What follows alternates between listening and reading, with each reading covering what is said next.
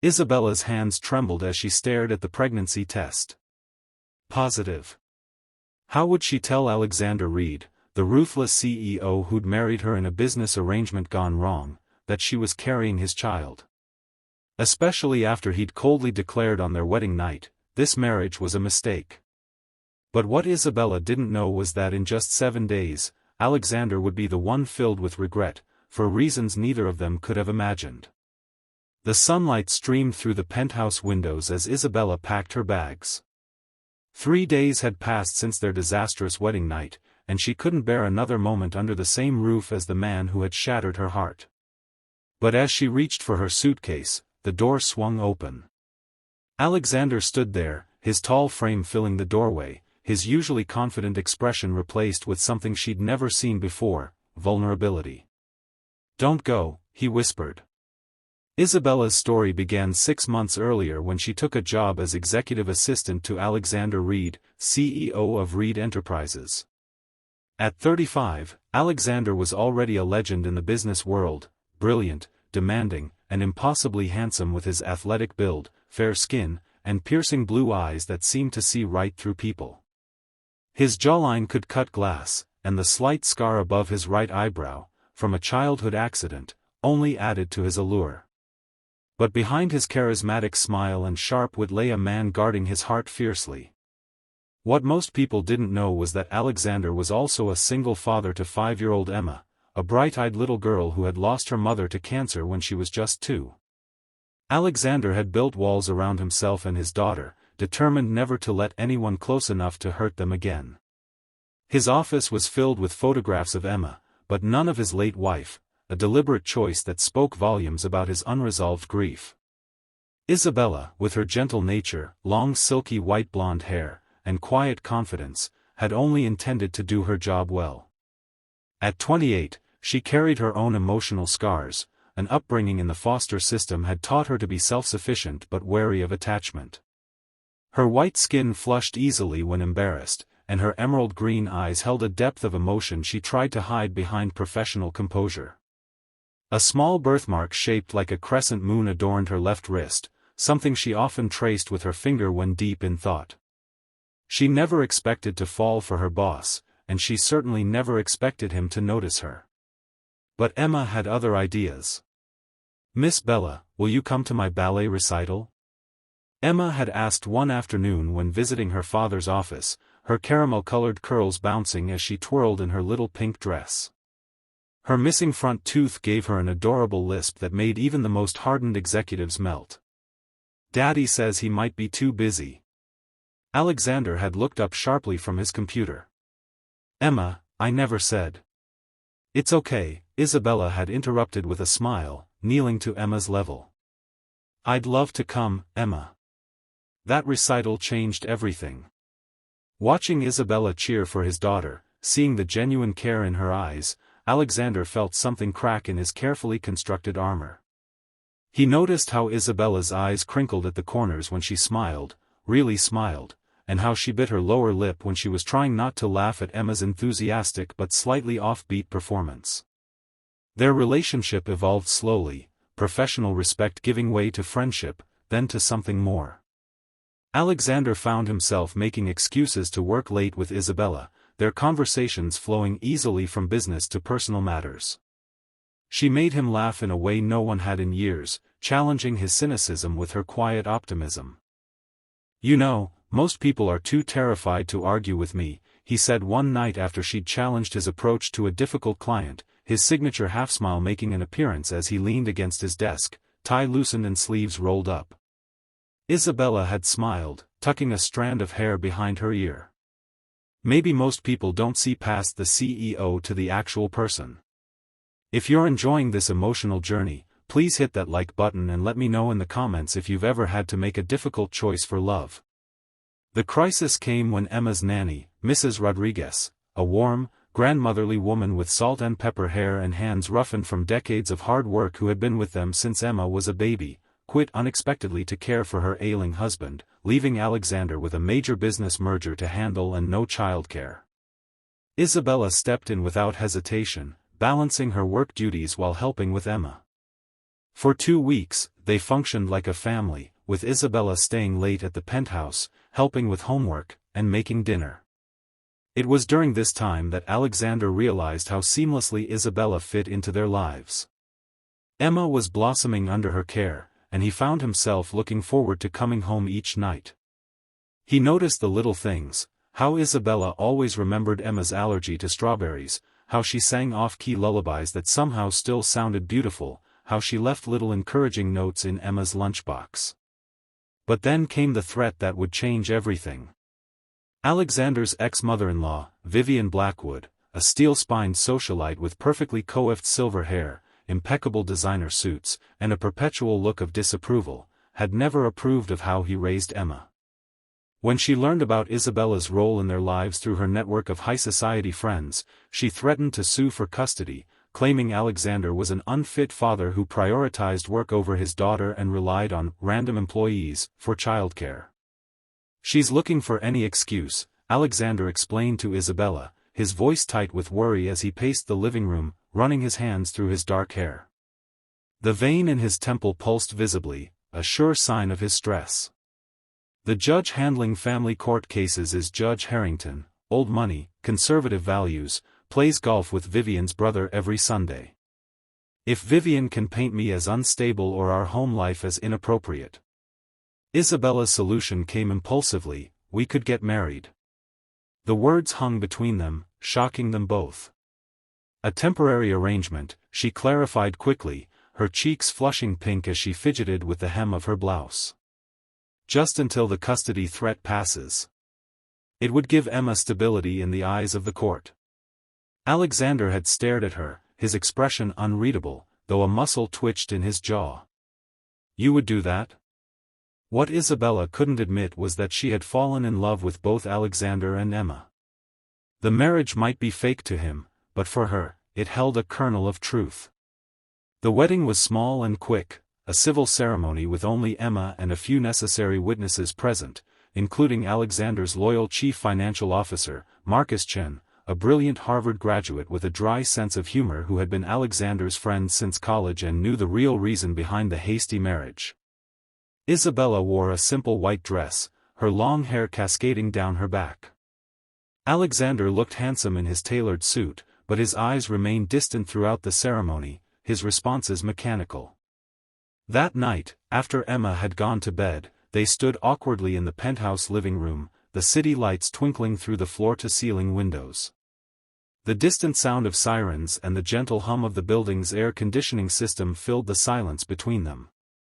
"Thank you," Alexander said formally, loosening his tie with one practiced motion. "This arrangement solves many problems." Isabella's heart sank. "Of course. It's practical." Something flickered in Alexander's eyes, regret, perhaps, or resignation. "Isabella, I need to be clear. This marriage was a mistake." Her breath caught. "What?" "Not because of you," he added quickly, his voice softening as he took a step toward her, then stopped himself. "You're extraordinary. But I can't offer what you deserve. After Emma's mother died, I promised myself I wouldn't let anyone else in. I can't risk that pain again, for me or for Emma." Isabella felt her world crumbling. "I understand," she managed to say, though her heart was breaking. She twisted the simple gold band on her finger, a prop that suddenly felt like a shackle. "The guest room is prepared for you," he said, turning away, his shoulders rigid with tension. "Good night, Isabella." That night, as she cried silently in the guest bedroom, Isabella made her decision to leave. She couldn't live in this half-life, loving a man who refused to let himself love her back. The moonlight cast shadows across the luxurious room that felt as cold and empty as her future seemed. If this emotional roller coaster has you on the edge of your seat, make sure to subscribe so you don't miss what happens next in stories like these. What Isabella didn't know was that Alexander spent that same night staring at old photographs, not of Emma's mother, but of his own parents. Their toxic marriage had taught him that love was dangerous, a lesson reinforced when his wife died. Opening his heart again felt impossible. His father, Jonathan Reed, had been a successful businessman but a cold, distant parent who had treated his mother like a trophy to be displayed rather than a partner to be cherished. Alexander had sworn he would never become his father, yet here he was, pushing away the woman who had brought warmth back into his home. The next morning, Emma found Isabella packing, her little face scrunching in confusion as she clutched her favorite stuffed rabbit, Mr. Hoppy, a well-loved toy missing one ear and sporting numerous stitches from years of being dragged everywhere. "Are you leaving us?" the little girl asked, her voice small, her blue eyes, so like her father's, wide with concern.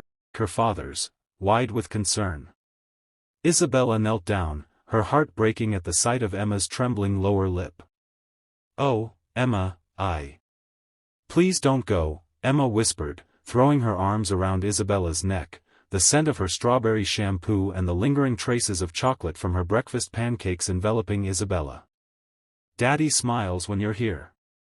He doesn't smile with anyone else. And you make the best pancakes, and you know how to braid my hair like a princess, and you never get mad when I spill things. And you chase away the monsters under my bed better than anyone." Those innocent words pierced Isabella's heart.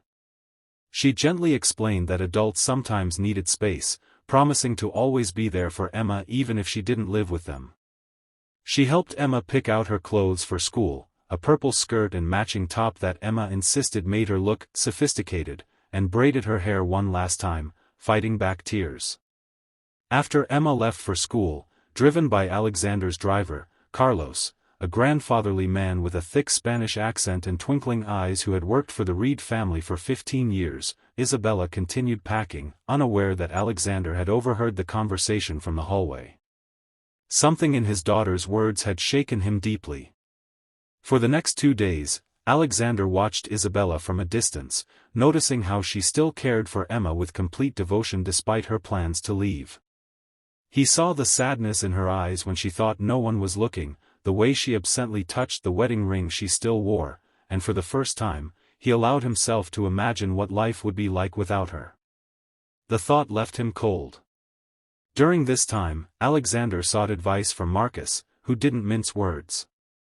"You're being an idiot," Marcus said bluntly over lunch at their favorite steakhouse, the rich aroma of aged beef and the soft clink of expensive cutlery surrounding them. Marcus stabbed a piece of steak with unnecessary force. "Isabella is the best thing that's happened to you and Emma since Catherine died. Your fear is making you push away the very person who could help you heal." Alexander stared into his untouched scotch, the amber liquid catching the light. "What if I lose her too? What if you don't?" Marcus countered, leaning forward. "What if you get decades of happiness instead? Isn't that worth the risk? Look, I've known you since we were 18. I've seen you build an empire from nothing. Since when does Alexander Reed run from a challenge?" It was Emma who finally broke through his defenses. "Daddy, why don't you tell Miss Bella you love her?" "I know you do because you look at her like Prince Eric looks at Ariel," she said as he tucked her into bed, her innocent wisdom cutting through his defenses like a knife through butter. "And sometimes when she's not looking, you smile at her like she's magic." Out of the mouths of babes came the truth he'd been denying. Which brings us back to that moment, Alexander standing in the doorway of the guest room, asking Isabella not to go. The morning light illuminated the dust motes floating between them, creating an almost ethereal atmosphere. "Why should I stay?" she asked, her voice barely above a whisper, her emerald eyes shimmering with unshed tears. The suitcase lay open on the bed, half filled with neatly folded clothes. "Because I was wrong," he admitted, stepping closer, the scent of his cologne, sandalwood and something uniquely him, enveloping her. "This marriage wasn't a mistake. The mistake was thinking I could keep you at arm's length. The mistake was believing I could protect myself from loving you." Isabella's heart raced. "What are you saying, Alexander?" "I'm saying I've been afraid. When Catherine died, it nearly destroyed me. The thought of loving someone and losing them again terrified me so much that I convinced myself it was better not to love at all." His voice broke, and for the first time, Isabella saw the vulnerability he kept hidden from the world. But these past few days, facing the reality of you leaving, I realized something worse than the pain of loss, the pain of never having truly lived, of never having truly loved when I had the chance. Tears filled Isabella's eyes. I need more than pretty words, Alexander. I need to know this is real. He took her hands in his thumb gently tracing the crescent moon birthmark on her wrist. It is real. I love you, Isabella. Not for what you do for Emma or for the company, but for who you are, the woman who challenges me, who sees past my defenses, who makes me want to be better. The woman who somehow knows exactly how I take my coffee and leaves sticky notes with terrible jokes on my laptop to make me smile on difficult days. If you're feeling the emotions in this powerful moment, hit that like button and share this video with someone who needs to hear that love is worth the risk. Just as Isabella began to believe him, her morning sickness hit without warning. She rushed to the bathroom, leaving Alexander confused and concerned. When she emerged, pale and shaken, her hair hastily pulled back from her face, she knew she couldn't hide the truth any longer. There's something you need to know, she said quietly, one hand unconsciously moving to her stomach. I'm pregnant. Alexander froze, his expression unreadable. For a terrible moment, Isabella feared she'd lost him again. The grandfather clock in the hallway ticked loudly, marking each excruciating second of silence. Then, to her astonishment, he dropped to his knees before her, pressing his forehead against her still flat stomach. When he looked up, his eyes shone with tears. A baby, he whispered, his voice filled with wonder. Our baby. The next few days were a whirlwind of emotion as they navigated their new reality. Alexander insisted on a proper proposal, getting down on one knee with a ring this time, an emerald surrounded by diamonds that matched her eyes, asking Isabella to marry him for real. They renewed their vows in a small ceremony with Emma as flower girl, her excitement about becoming a big sister evident in her beaming smile as she scattered rose petals with enthusiastic abandon.